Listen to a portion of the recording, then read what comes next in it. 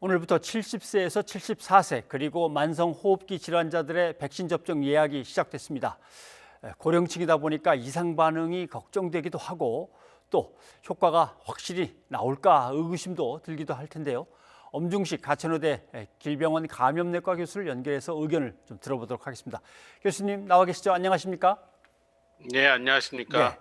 5월과 6월 접종이 시작되는 고령층은 이제 한 60세에서 74세까지 단계별로 나눠져 있습니다. 방역 당국은 고령층의 백신 접종이 상당히 중요하다 강조를 계속 하고 계신 거죠.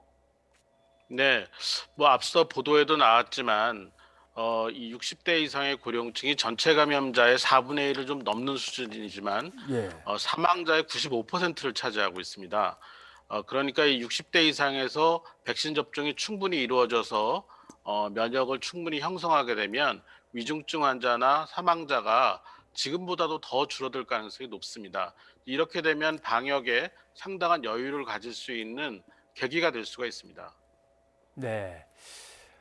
접종이 중요하고 백신 효과가 분명히 있다고 해도 나이가 워낙 많으신 분들의 또 기저질환이 있을 수도 있으니까 이상 반응에 대해서 상당히 두려워들 하시는 것 같습니다. 그래서 뭐 접종을 좀 피하는 분들도 계실 것 같고 그런데 또 어떨 때는 젊은 사람들이 더 이상 반응이 많다 이런 얘기도 들리고 하니까 60세 이상의 이상 반응 지금 상황은 어떻습니까?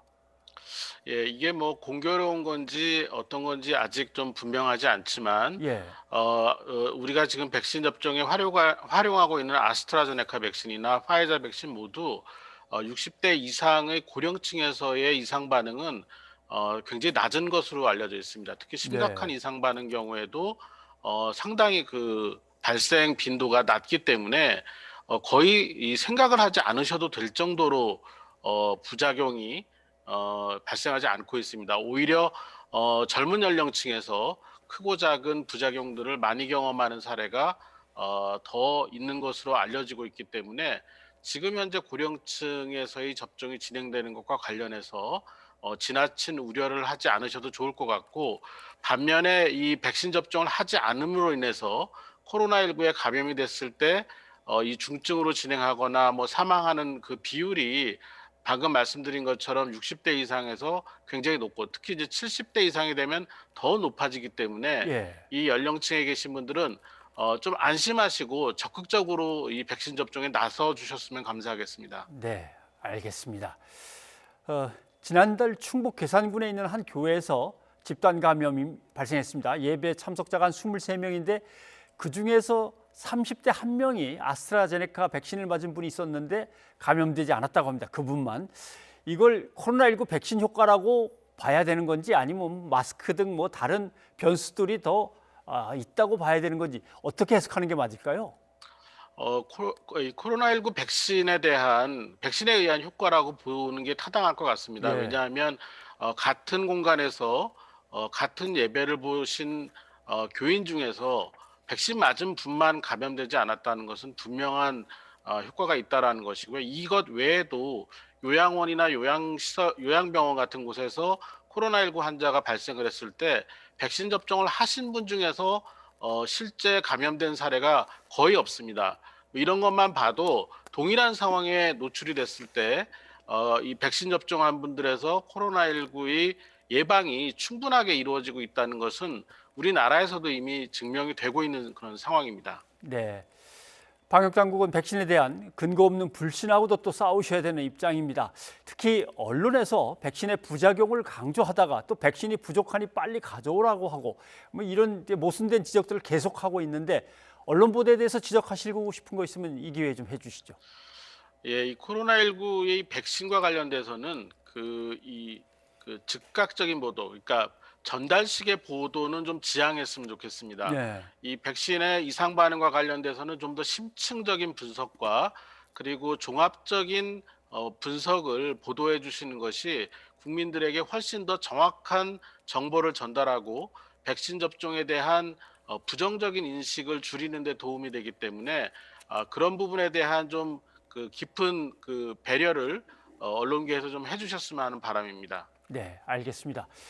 변이 바이러스 얘기도 좀 듣고 싶습니다. 울산에서는 감염 비중이 30%에 이르면서 우려가 커지고 있습니다. 백신을 완전히 무력화시키는 건 아닐까라는 걱정도 있고 이러다가 집단 면역 형성이 더 어려워지면 어쩌나 걱정도 많이 합니다. 예, 그 지금 우리가 접종하고 있는 백신과 관련해서 일부 변이 바이러스는 백신의 효과를 떨어뜨리거나 또는 백신의 효과가 없을 가능성이 있다라는 그 추정이 지금 있습니다. 그래서 이런 그 코로나19의 변이 바이러스의 전파를 우리가 충분한 백신 접종이 이루어질 때까지 지역사회에서 최대한 억제를 해야 되는 상황입니다. 이런 억제를 위해서는 백신 접종을 빠르게 진행하는 것도 필요하고 그 과정에서 거리 두기를 잘 계속해서 유지하고 특히 이제 마스크 착용과 같은 개인 방역 수칙을 최대한 유지해 주시는 것이 정말로 중요한 시기라고 보고 있습니다. 네, 알겠습니다. 조금 전에 고령층에 속하신 분들 이번에 꼭 좀 맞아달라고 부탁도 하셨고 그다음에 지금 빠른 접종 진행 꼭 필요하다고 얘기하셨는데 아무튼 사전에 빨리 예약을 해야 준비도 제대로 할 거고 여러 가지가 사람들이 너무 몰리고 하는 것도 피할 수 있고 좀 이렇게 온라인으로 들어가서 예약하기 힘든 분들은 전화하거나 아니면 주민센터에 찾아가면 다 도와주시는 거죠. 네, 1339가 좀 그 문의량이 많아서 빨리 예, 연결이 안 되더라도 반복적으로 전화를 해주시면 꼭 연결이 되는 편입니다. 예, 그래서 이 전화 예약 또는 그 보건소를 통한 예약 등이 가능하기 때문에 사전에 안내를 받으셔서 예. 접종하기 좋은 시기에 꼭 접종해 주시기 바랍니다. 네, 알겠습니다. 오늘 여기까지 듣도록 하겠습니다. 도움 말씀 고맙습니다. 감사합니다.